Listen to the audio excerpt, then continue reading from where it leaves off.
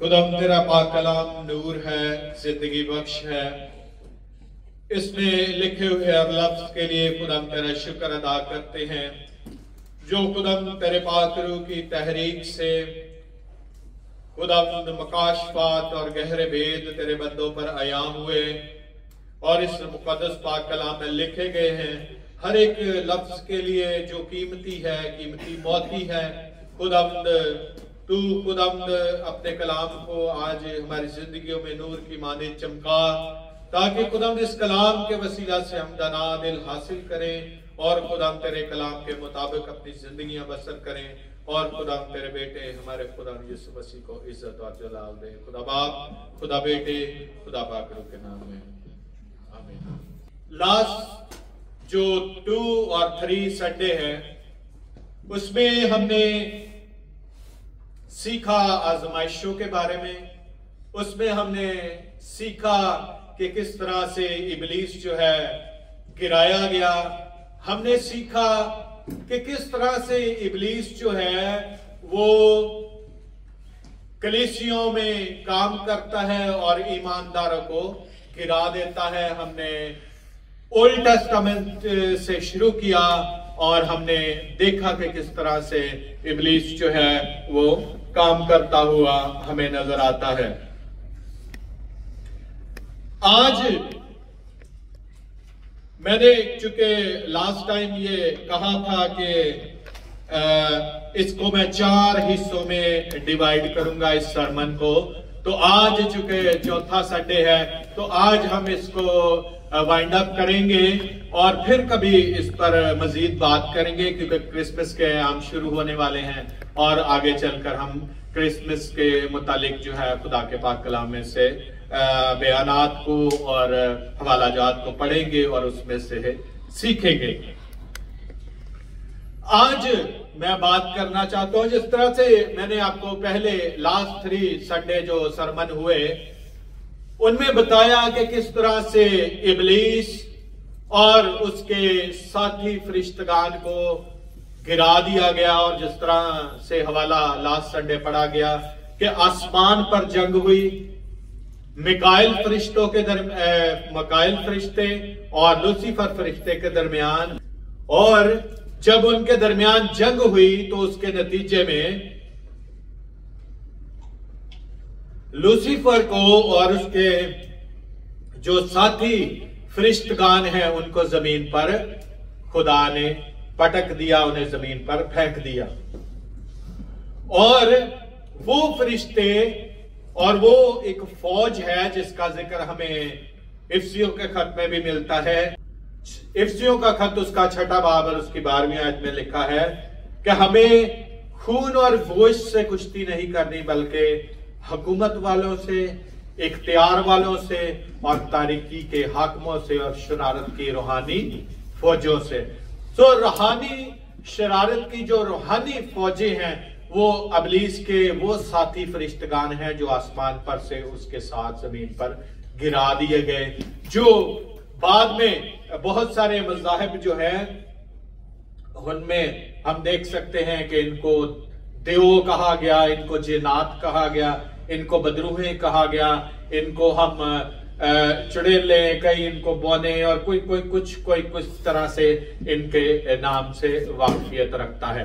तो जब इबलीस और उसके साथी फरिश्तगान को आसमान पर से गिरा दिया गया, तो जब इंसान की तख्लीक हुई है तो ये इबलीस और उसके साथी फरिश्तगान हैं जो हैं, जब खुदा ने इंसान को अपनी शबीह पर, अपनी सूरत पर पैदा किया और फरिश्तों से कुछ ही कमतर, जिस तरह से हमने लास्ट संडे देखा कि इंसान को फरिश्तों से कुछ ही कमतर जो है वो बनाया गया था, यानी खुदा ने अपनी सिफात इंसान के अंदर रखी और इंसान जो है वो उसके नंथनों में जिंदगी का दम फूंका।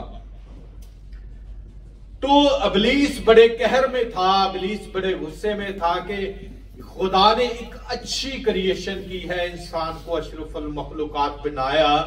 उस इबलीस ने इंसान की जिंदगी में बिगाड़ पैदा कर दिया, जिस शबीह पर इंसान बनाया गया था उस छवि को बिगाड़ कर रख दिया। इंसान जैसा पैदा किया गया था इंसान वैसा नहीं रहा।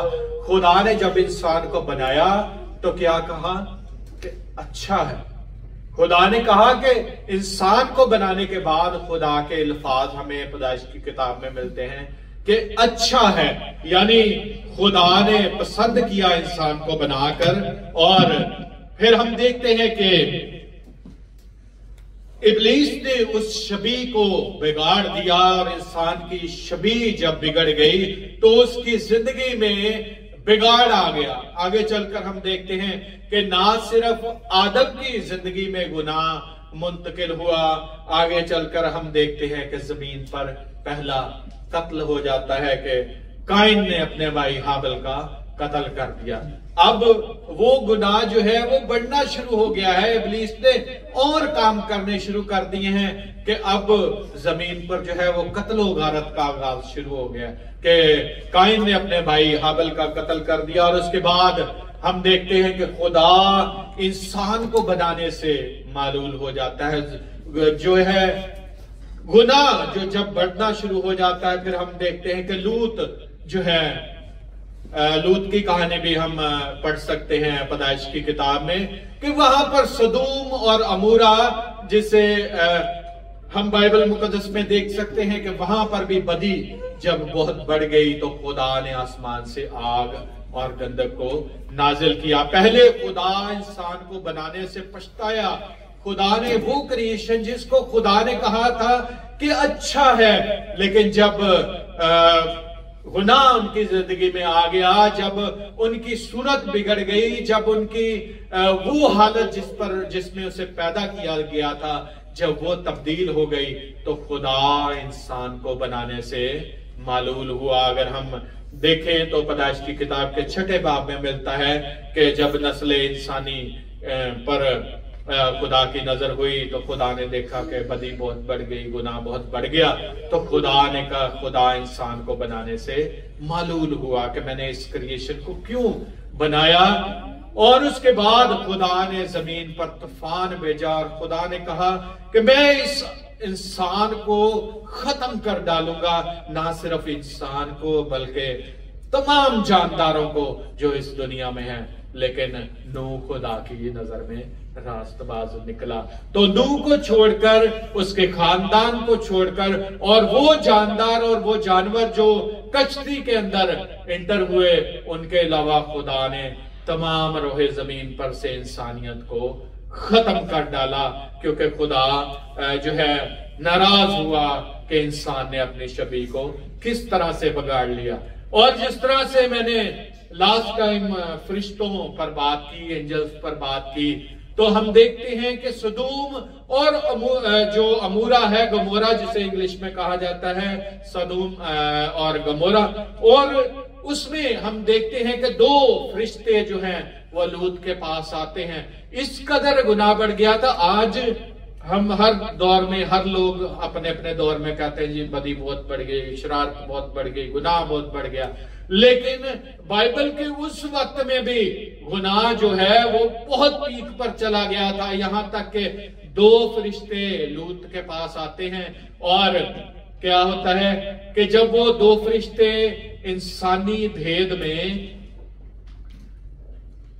लूत के घर पहुंचते हैं तो जो वहां के लोग होते हैं सदोम के, वो क्या करते हैं, वो दरवाजा नॉक करते हैं और कहते हैं वो मेहमान जो तेरे घर में आए हैं उनको बाहर निकाल कर ला ताकि हम उनके साथ सोहबत करें। लेकिन लूत उनको बचा लेता है। यानी कि इस कदर हम देख सकते हैं कि बदी और गुनाह जो है वो सदोम और अमूरा पर में बढ़ चुका था कि खुदा ने फिर नाराज होकर जो है वो सदूम और अमूरा पर आग और गंधक जो है वो नाजल की और उस शहर को जलाकर भस्म कर दिया। लेकिन वहां पर लूत हमें जो है और उसका खानदान बचता हुआ नजर आता है। पहले नूह और उसका खानदान और उसके बाद लूत और उसका खानदान बचता हुआ हमें नजर आता है। लेकिन गुनाह वहां पर भी ना रुका। उसके बाद हम देखते हैं कि दाऊद जिसे खुदा यहां तक कि इब्लीस और उसके फरिश्तगान इस तरह से काम करते हैं कि वो ईमानदारों की जिंदगियों में भी बाज़ औक़ात काम करते हैं, उन्हें भी भटका देते हैं। जिस तरह से मुकद्दस दाऊद नबी जो है वो आजमाइश में गिरे और फिर उनसे गुनाह सरजद हुआ। मुकद्दस दाऊद नबी जिससे खुदा कहता है कि ये मेरे दिल के करीब शख्स मुझे मिल गया, और वो दाऊद था। उसने भी जब हित्ती ओरिया की बीवी को देखा तो उसके खामंद को मरवा कर उसने उससे शादी कर ली, उसे अपने घर ले आया। तो इस तरह से हम देखते हैं कि इब्लीस और उसके साथी फरिश्तगान किस तरह से काम करते हुए नजर आते हैं। ये एक पूरा नेटवर्क हमें नजर आता है। आज चूंकि हम बात कर रहे हैं इवल स्पिरिट पर, बात कर रहे हैं हम बदरूहों पर। बदरू का मतलब है बद रूह दो टाइप की होती है, एक अच्छी रूह पाक रूह और एक होती है बुरी रूह, जो कि बदी का मंसूबा बांधने, बदी का काम करने और शर को फैलाने का काम सरअंजाम देती है। और बाइबल मुकद्दस में अगर हम नए अहदनामा में आ जाएं तो बहुत सारे लोग हम देख सकते हैं जिनके अंदर मुख्तलिफ किस्म की स्पिरिट्स थी। मैं आज आपको ये बताना चाहता हूं, सिर्फ वही बदरूहें नहीं होती जो इंसान के अंदर घुस जाती हैं, बल्कि ऐसी भी बदरूहें होती हैं जो ईमानदारों को भटकाने का काम करती हैं। वो जिस्म के अंदर दाखिल तो नहीं होती, लेकिन वक्तन फवक्तन वो हमें आजमाइशों में डालने का काम सरअंजाम देती है। बाइबल मुकद्दस में अगर हम देखें, और इनके अंदर भी कैटेगरीज है, कुछ बुरी रूहें हैं, कुछ बहुत बुरी रूहें हैं, कुछ डिफरेंट टाइप्स की हैं। पहले तो मैं आपको कुछ टाइप्स इनकी बताना चाहता हूं। जैसे बदरूहें होती हैं कि हसद की रूह जिसे कह सकते हैं, ये स्पिरिट्स है। ये जो है वो हसद की रूह जब आती है तो वो इंसान को राहे हक से हटा देती है। नफरत की रूह, हेट की रूह जिसे हम कह सकते हैं स्पिरिट ऑफ हेट, जो जब हमारे अंदर आती है तो हम खुदा के कलाम से, खुदा के घर से और ये सारी चीजों से दूर हो जाते हैं। उसके अलावा है लालच की रूह, उसके अलावा है सुस्ती की रूह और फिर गलत तालीम देने की रूह। और बाइबल मुकद्दस ये फरमाती है कि रूहों का इम्तियाज करने की हमें जरूरत है। हर रूह का यकीन ना करो। बाज़ औक़ात क्योंकि इब्लीस अपने आप को नूरानी फरिश्ते का हमशक्ल बना लेता है और लोगों को मुख्तलिफ चीजें बता देता है, वो समझते हैं कि हमें खुदा की तरफ से मुकाशफा मिल गया, लेकिन खुदा का कलाम कहता है कि रूहों का इम्तियाज करो, रूहों को जांचो कि ये खुदा की तरफ से है या नहीं। फिर है नातफाकी की, फूट पड़वाने की रूह, और फिर इल्जाम तराशी की बुरी रूह, जो बाज़ औक़ात ये वो स्पिरिट्स हैं जो हमारे अंदर दाखिल नहीं होती, लेकिन वक्ती तौर पर हमें एक ऐसे काम से रोकती हैं जो सीधा है और हमें टेढ़ी राह पर लाने के लिए ये रूहें काम करती हैं। खौफ की रूह, गरूर की रूह, आजमाइश की रूह, गुस्से की रूह। और गुस्से की रूह बाज़ औक़ात मुझ पे भी आ जाती है, आप पे भी आ सकती है। हम गुस्सा कर जाते हैं, स्पिरिट्स होती हैं जो हमें, अब किसी को गुस्सा चढ़ा है, उसने किसी का कत्ल कर दिया, ये है स्पिरिट, बैड स्पिरिट जो है गुस्से की रूह। गुस्सा चढ़ा है, किसी का गला घोंट दिया, गुस्सा चढ़ा है, किसी को चाकू मार दिया, किसी को गोली मार दी। तो ये ऐसी स्पिरिट्स हैं जो हमें गुनाह की तरफ माइल करती हैं। तो बाइबल मुकद्दस में हम देखें तो ऐसी बहुत सारी बदरूहों को खुदा यीशु मसीह ने निकाला। अभी जैसे हवाला पढ़ा गया उसमें हमने देखा कि खुदा यीशु मसीह ने एक ऐसे शख्स में से बदरूह को निकाला जिसके अंदर गूंगी बदरूह थी, और लूका के इंजील 11वां बाब और उसकी 14वीं आयत में उस बदरू ने उस आदमी को गूंगा कर दिया था। अब वो स्पिरिट्स के बारे में देखते हैं जो जिस्म के अंदर मुंतकिल हो जाती हैं, जो जिस्म के अंदर रहती हैं, जो उनमें रहना पसंद करती हैं। वैसी स्पिरिट्स जैसी हमने देखी कि गरासीनियों के इलाके में एक शख्स था, उसके अंदर बदरूहों का लश्कर था, और जब खुदा यीशु मसीह उसके पास गए तो वो चिल्ला उठी। उन्होंने कहा कि हमें सूअरों में भेज दे, क्योंकि वो स्पिरिट्स विदाउट बॉडी नहीं रह सकती थी। वो ऐसी स्पिरिट्स थी जिनको एक जिस्म की जरूरत थी, इसलिए उन्होंने यीशु मसीह को कहा कि ये सूर्य में इनके अंदर ही भेज दे, क्योंकि हम बगैर बॉडी के नहीं रह सकती। कुछ बदरूहें जो हैं वो बॉडी के अंदर रहती हैं, और जिस तरह से हम देखते हैं लूका की इंजील उसका 11वां बाब और उसकी 14वीं आयत में वहां पर लिखा है कि उस बदरू ने उस शख्स को गूंगा कर दिया था, लेकिन जैसे यीशु मसीह ने उसे शिफा दी और वो शख्स बोलना शुरू हो गया।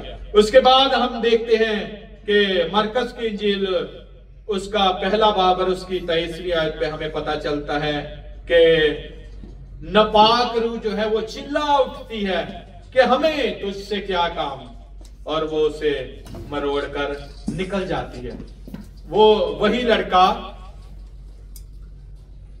जिसे यीशु मसीह के पास लेकर आए कि तेरे शागिर्दों को कहा था कि इसमें से बदरू को निकाल दें, लेकिन वो इसको ना निकाल सके।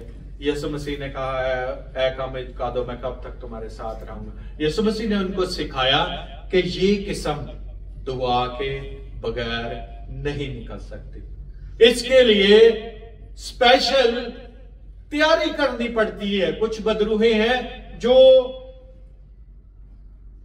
एक्सोर्सिज्म के बगैर नहीं निकलती, जिनके लिए मुकम्मल तौर पर तैयारी करने की जरूरत होती है, रोजा, दुआ, और उसके बाद फिर उस इब्लीस पर हाथ डाला जा सकता है। लेकिन खुदा यीशु मसीह के नजदीक ये सारी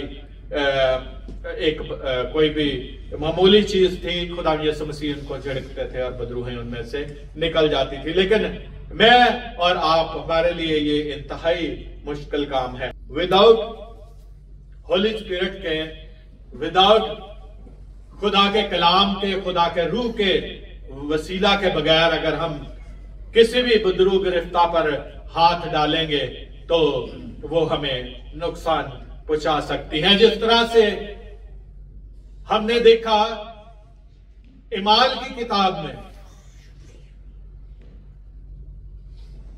लोगों ने देखा कि पालूस का नाम लेने से, यीशु मसीह का नाम लेने से बदरूहें निकल जाती हैं। तो उस वक्त एक सिकवा काहिन के 7 बेटे थे, वो भी यही काम करते थे। उन्होंने सोचा कि चलो हम भी पालूस का नाम लेते हैं, यीशु मसीह का नाम लेते हैं और लोगों में से बदरूहों को निकालते हैं। लेकिन जब उन्होंने उस बदरू गिरफ्तार पर हाथ रखा तो बदरू गिरफ्तार शख्स ने कहा कि बदरूहों ने कहा कि हम पालूस को भी जानती हैं, हम यीशु मसीह को भी जानती हैं, लेकिन तुम कौन हो? और उन बदरूहों ने उन पर झपटा और उन्हें नंगा कर दिया और उन्हें जख्मी कर दिया और वो नंगे भाग निकले। तो ये हालत हम देख सकते हैं कि बगैर तैयारी के, बगैर खुदा के रूह के, बगैर खुदा की ताकत के जो के वसीला से हमें मिलती है, हम बदरू गिरफ्तार पर हाथ नहीं डाल सकते। और फिर हम देखते हैं कि लूका की इंजील 8वां बाब और उसकी 26वीं आयत अभी आपके सामने पढ़ी गई। ग्रासीनियों के इलाके में एक शख्स था जिसके अंदर बदरूहों का लश्कर था। बदरूहों ने उसकी बड़ी बुरी हालत कर दी थी और लूका की इंजील में लिखा है कि वो बड़ी मुद्दत से नंगा ही फिरता था। उसके अंदर बदरूहें थी जो उसको कपड़ा ना पहनने देती थी और वह नंगा जो है वो भागा फिरता था और कब्रों में रहता था। वो अपने घर पर नहीं रहता था। बदरूहों ने उसकी बड़ी बुरी हालत कर दी थी कि वो एक तो कपड़े नहीं पहनता था, दूसरा वो कब्रों में रहता था और तीसरा ये है कि उसे जंजीरों से भी बांधा गया। उसे बेड़ियों से भी बांधा गया, लेकिन क्या हुआ कि वो बेड़ियां तोड़ डालता था। जब स्पिरिट उसके अंदर मौजूद थी, वो बेड़ियां भी तोड़ देता था, वो जंजीरें भी तोड़ देता था। और मत्ती के इंजील में लिखा है कि वो अपने आप को पत्थरों से जख्मी भी करता था। और जब यीशु मसीह वहां पर आया तो ये हालत है कि कई स्पिरिट्स जो हैं वो मार डालने वाली भी होती हैं। अगर हम बाइबल मुकद्दस में देखें, शायद इस बात से बहुत सारे लोग इख्तिलाफ ना करें, लेकिन बाइबल मुकद्दस इस बात का सबूत पेश करती है कि बदरूही इंसान को या इब्लीस इंसान को मार सकता है। लोग कहते हैं जिंदगी और मौत खुदा के इख्तियार में है, लेकिन बाइबल मुकद्दस में हमें चंद बयानात ऐसे मिलते हैं जो इस बात का सबूत देते हैं कि इब्लीस भी इंसान को मार सकता है। अगर अय्यूब की किताब का मुतालिया करें तो जब इब्लीस ने अय्यूब के बच्चों को मार डाला और उसके जानवरों को मार डाला, तो ये इस बात का सबूत है कि इब्लीस मौत का इख्तियार रखता है। अगर कोई शख्स अपना खुदकुशी करके मर जाता है, हम उसे कौन सी मौत कह सकते हैं? खुदा की तरफ से नहीं, बल्कि इब्लीस की तरफ से।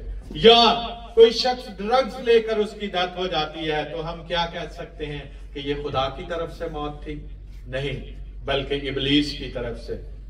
तो ये सारी चीजें जो इब्लीस इंसान को कई दफा ऐसी बड़ी मुश्किल में डाल देता है और इंसान खुद उठना नहीं चाहता, तो फिर वो इंसान को मौत के किनारे पर ले जाकर छोड़ देता है और इंसान की मौत हो जाती है।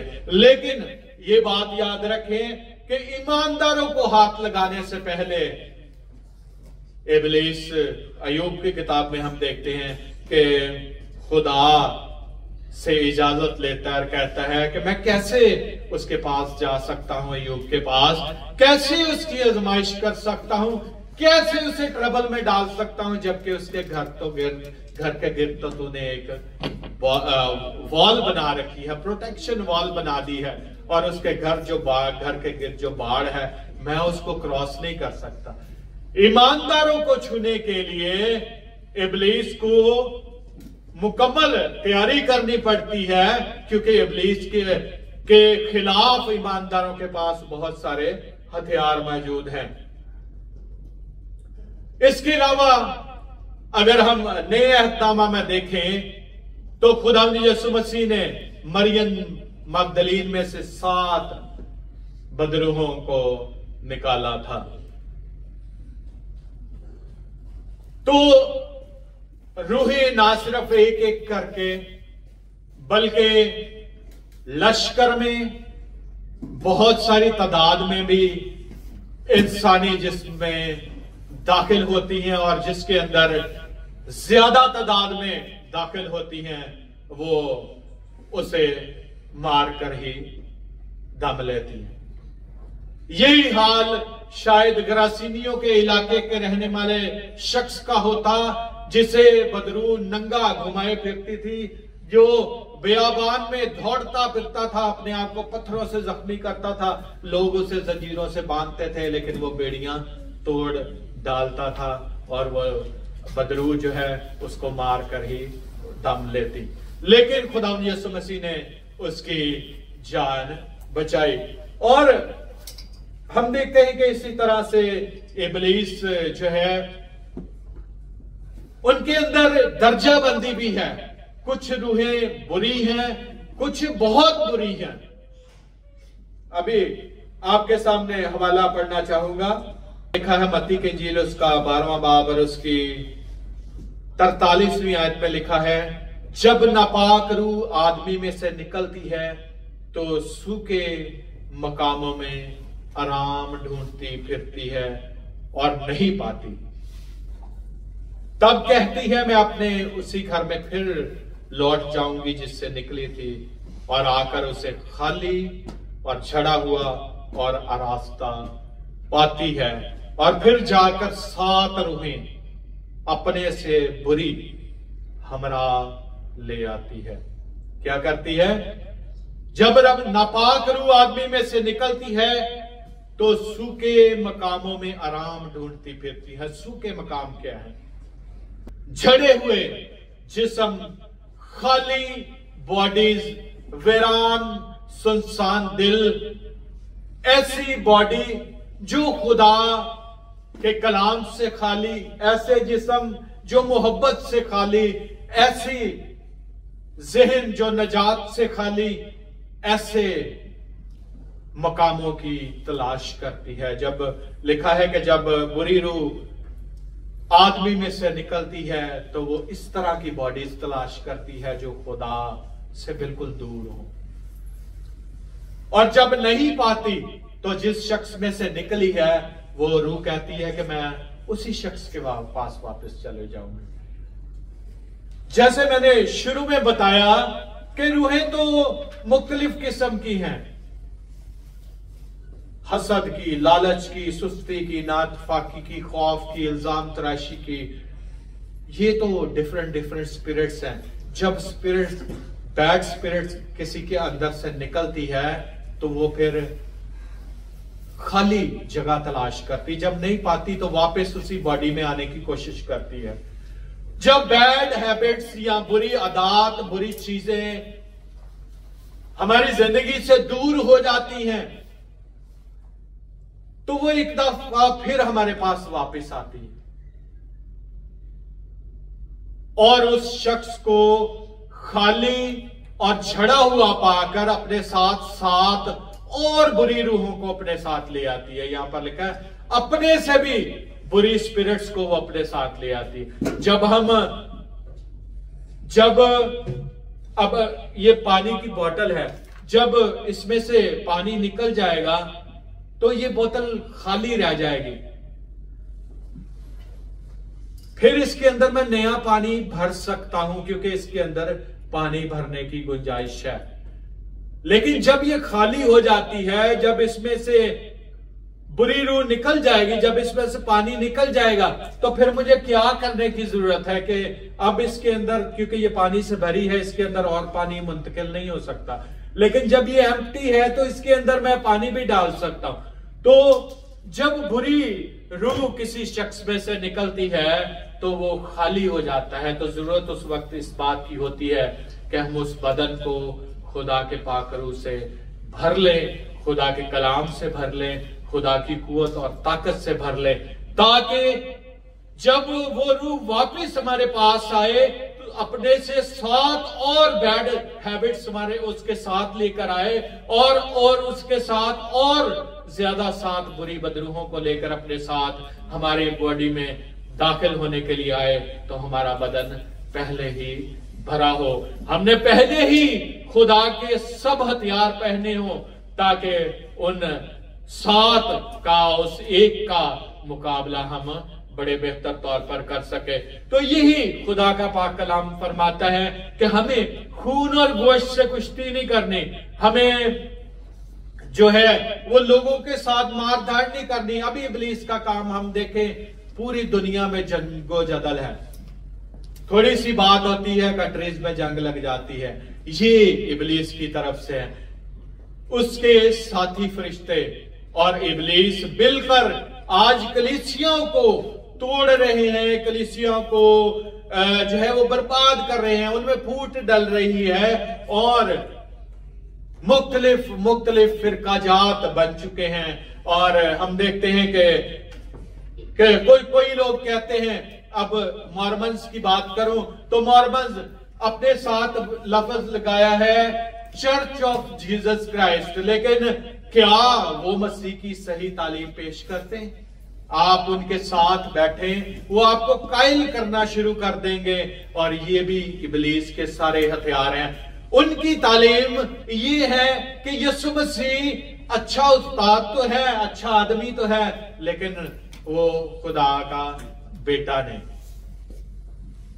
मॉर्मन आप देखें, वो चर्च ऑफ जीसस क्राइस्ट, वो यीशु मसीह को अच्छा उस्ताद तो कह देते हैं और लेकिन वो अच्छा आदमी तो कह देते हैं, लेकिन अगर आप तालीम देखें तो वो हर टाइम यीशु मसीह की बातें करते हैं, आपको पता ही नहीं चलेगा कि ये क्रिश्चियन है या नहीं। जो यीशु मसीह को खुदा का बेटा नहीं तस्लीम करता या यीशु मसीह को इलाही वो खुदा नहीं मानता, इसलिए उसे बिदअत करार दिया गया है, क्योंकि वो स्पिरिट्स को भी नहीं मानते, वो आने वाली आमदे शानी को नहीं मानते।